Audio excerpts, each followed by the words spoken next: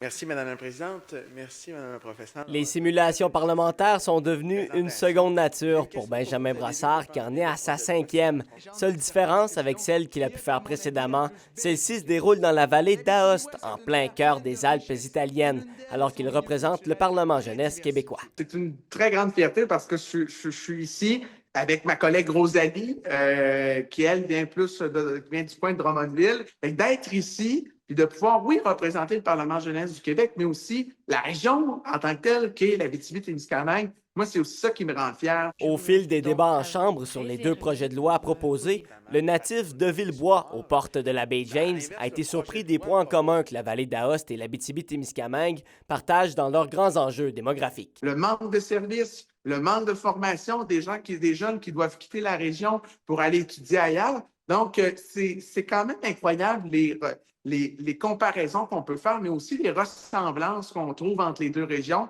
dans lesquelles la vallée d'Aoste est une région éloignée comme l'Abitibi-Témiscamingue. Les députés européens et canadiens qui sont présents vivent les mêmes processus de proposition de loi et d'amendement que les vrais députés dans les différents parlements occidentaux.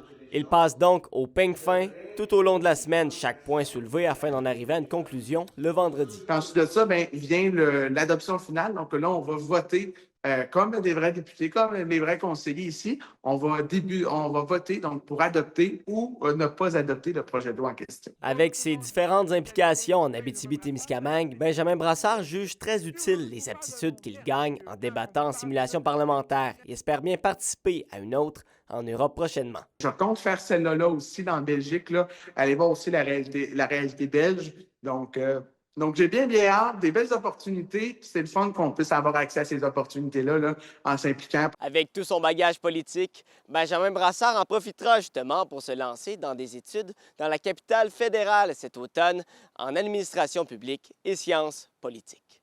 William Maillé, RNC Nouvelles.